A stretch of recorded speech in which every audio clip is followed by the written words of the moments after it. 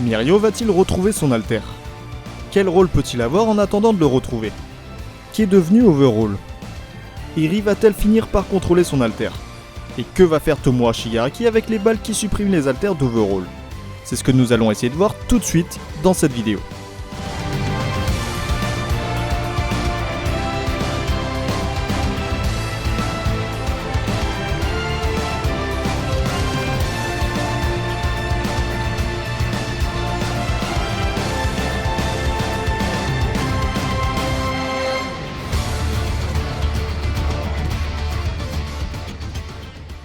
Salut à tous! Aujourd'hui on va répondre aux questions que l'arc Overhaul nous a laissées en suspens et essayer d'en faire des théories. A noter que ce nouveau concept remplacera les reviews d'épisodes. Ça me permettra de regrouper toutes les théories à la fin de chaque arc plutôt que de faire des toutes petites théories à chaque review. Que vous ayez aimé ou non l'arc Overhaul, il n'en reste pas moins qu'il a mis en place beaucoup d'intrigues, notamment avec l'introduction d'Eri qui pourrait avoir un rôle capital dans la suite de l'histoire. On a aussi eu la preuve qu'il est possible de faire progresser au moins certains alters avec celui d'Eri qu'Overhaul a réussi à pousser à son paroxysme. Il est passé du pouvoir de rembobiner un être humain à celui d'agir à l'échelle de l'évolution humaine en rembobinant quelqu'un jusqu'avant même l'apparition des alters. Ça laisse donc entrevoir une possible évolution de certains alters des élèves de la seconde âme, mais c'est pas vraiment le sujet de la vidéo. Par contre, si vous voulez que je fasse une vidéo théorie sur l'évolution des alters de certains personnages, dites-le moi en commentaire. Bref, sans plus tarder, l'une des questions que beaucoup de gens se posent puisque c'est dit ni dans le manga ni dans l'anime, c'est qu'est devenu Overhaul? Est-il mort à cause de l'explosion? Personnellement, j'ai jamais douté une seule seconde là-dessus puisque Tomura lui dit bien qu'il veut pas le tuer. Il veut surtout le faire souffrir en le rendant dans l'incapacité d'utiliser son propre alter puisque sans ses mains il peut plus rien faire. Et récemment, on a eu la confirmation dans le deuxième databook qui sortira certainement cette année en France que Kei Shizaki était bien vivant. On y apprend qu'il est enfermé à Tartarus, la même prison où se trouvent Stein et All for One. De plus, ses bras auraient été traités médicalement et son alter aurait été remodelé. Je penche personnellement pour des bras mécaniques, mais c'est assez compliqué de savoir l'état de son alter. En tout cas, ce qui nous intéresse, c'est qu'il soit toujours en vie puisqu'il pourrait jouer un rôle important dans la maîtrise de l'alter d'Eri. Vous êtes beaucoup à vous demander si Eri va un jour maîtriser son alter et pour moi ça fait aucun doute que oui. Ce sera d'ailleurs certainement de cette manière que Mirio pourra récupérer son alter. Le problème c'est que pour une petite fille de 6 ans qui est effrayée par son pouvoir, il est assez compliqué d'apprendre à utiliser son alter. Et c'est là que Kei Shizaki aurait un rôle à jouer. En effet, Shizaki a passé énormément de temps à étudier l'alter d'Eri et il est le seul à vraiment savoir comment il marche. Je vois personne d'autre que lui pour aider Eri à maîtriser son pouvoir. Je sais, vous allez me dire que c'est débile qu'Overhaul est un vilain et qu'il a aucune raison d'aider Eri. Mais si, il y en a une. Et je vais vous expliquer pourquoi Overhaul est un vilain mais pas Kei Shizaki. Bon, déjà il éprouve de la haine envers Tomura Shigaraki. Jamais il voudra s'associer de nouveau avec lui, mais surtout il aurait tout intérêt à lui mettre des bâtons dans les roues. Lui qui a volé sa création et lui a enlevé ses bras et son alter. Il représente aussi la nouvelle génération des vilains, tandis que les Yakuza représentent l'ancienne. Mais rappelez-vous qu'au fond, il y a une personne pour qui Shizaki éprouve de l'affection, c'est son boss. Celui qui l'a recueilli alors qu'il n'avait aucun endroit où aller. S'il a causé tout ce bordel, c'était pas pour soi-même, mais pour rendre la gloire aux Yakuza. On peut alors imaginer qu'il peut faire de bonnes choses pour lui. Et aider la petite fille de son boss à contrôler son alter serait la meilleure façon de rembourser sa dette envers lui. Mais j'y reviendrai juste après. Shizaki était convaincu que tout ce qu'il faisait était la seule façon d'aider son boss et les Yakuza, allant même jusqu'à faire l'opposé de ce que son boss voulait. Il a pris un nom de vilain et s'est même associé avec eux, mais jamais il a pris du plaisir à tuer des gens. En devenant Overhaul, c'était une manière de faire ce que Kei Shizaki ne pouvait pas faire par respect envers son boss. D'ailleurs, il devient Overhaul au moment où il le plonge dans le coma comme s'il voulait pas qu'il voie ce qu'il fait. Et il l'aurait sorti du coma seulement lorsqu'il aurait atteint son but. C'est pour ça que Shizaki ne veut pas se rappeler son nom avant d'avoir réussi.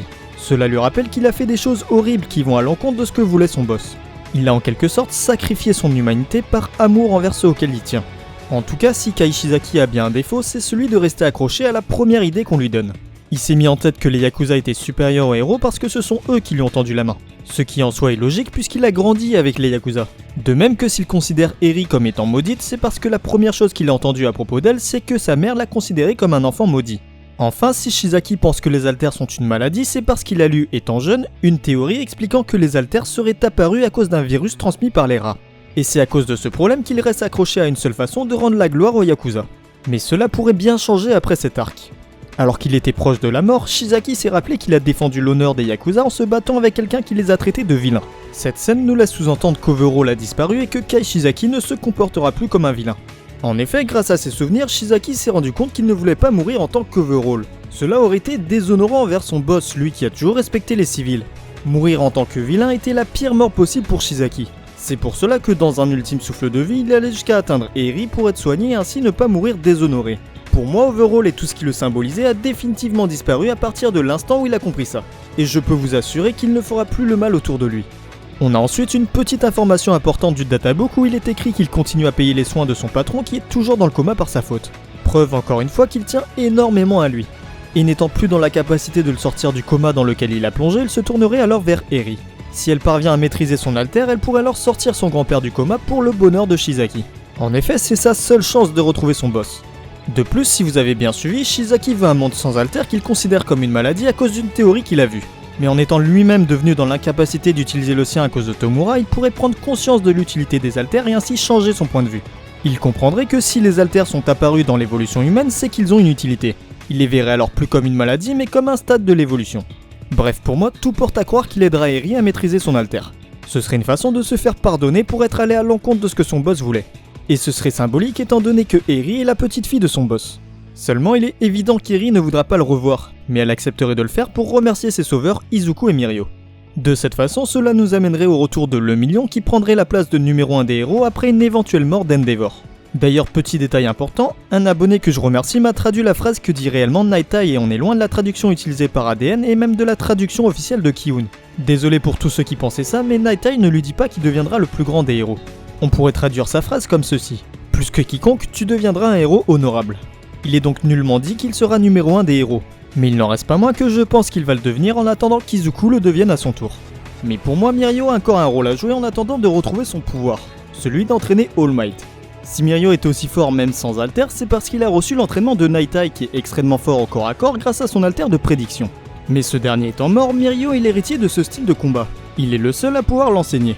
Et depuis qu'All Might a décidé de combattre son destin, il se met à s'entraîner physiquement pour être en mesure de se défendre face aux vilains. Il pourrait donc recevoir des leçons de Mirio pour s'approprier le style de combat de son ancien associé Sir Nighteye. Et dernière question que l'on pourrait se poser, c'est que va faire Tomura Shigaraki avec les balles d'Overhaul qui suppriment les alters? Pour cette théorie, je vais devoir me baser sur ce qu'on a vu récemment dans les derniers chapitres du manga, alors si vous lisez pas les scans, allez au timecode indiqué pour ne pas vous faire spoiler. Si vous êtes toujours là, c'est que vous n'êtes pas sans savoir que Tomura Shigaraki a demandé au docteur Ujiko de lui dupliquer les balles d'Overhaul. Et pour moi, il est très probable qu'il y arrive. En effet, si vous avez vu ma vidéo sur le secret des Nomu, vous savez que je pense que le docteur Ujiko peut cloner les alters. L'un des éléments qui me fait penser ça, c'est encore une fois une information du databook où il est écrit que Muscular a été examiné par Ujiko en rapport avec son alter.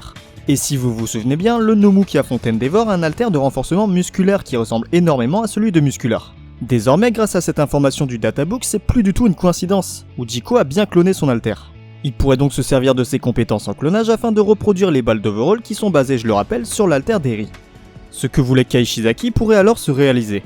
La Ligue des Vilains pourrait de son côté avoir de nombreuses balles capables de supprimer les alters, tandis que les héros auraient grâce à Eri l'antidote permettant de faire revenir les alters. Les conséquences de l'arc Overhaul sur la suite de l'histoire seront alors nombreuses après toutes les petites intrigues qu'il a créées. Et j'espère vraiment que je me trompe pas sur un potentiel retour de Kai Shizaki étant donné l'affection que je porte pour ce personnage. Il faut bien comprendre qu'Overhaul ne deviendrait pas gentil mais qu'il agirait par dette envers son boss en apportant symboliquement son aide à sa petite fille. En soi, Shizaki ne déteste pas spécialement Eri, il l'a simplement utilisé parce qu'il voulait remercier son boss en redonnant de l'influence au Yakuza. Il a fait tout ça seulement par dette envers celui qui l'a sorti de la rue mais pas spécialement parce qu'il veut faire du mal aux gens. Certes, c'est un vilain, mais parce qu'il est capable de faire des choses horribles juste pour parvenir à son but et montrer à quel point il est reconnaissant envers celui qu'il considérait comme son père. Ce sont ses ambitions trop fortes qui lui ont fait perdre son humanité. Bref, voilà pour cette vidéo, dites-moi ce que vous en avez pensé en commentaire. Comme d'habitude, si vous l'avez aimé, n'hésitez pas à mettre un petit pouce bleu et vous abonner si c'est pas encore fait. Je rappelle aussi que vous pouvez me suivre sur mon compte Twitter, je tease souvent mes prochaines vidéos. J'ai d'ailleurs déjà mis en avant-première un teaser de ma prochaine grosse vidéo sur Twitter. Sur ce, je vous dis à la prochaine pour de nouvelles théories. Tchuss!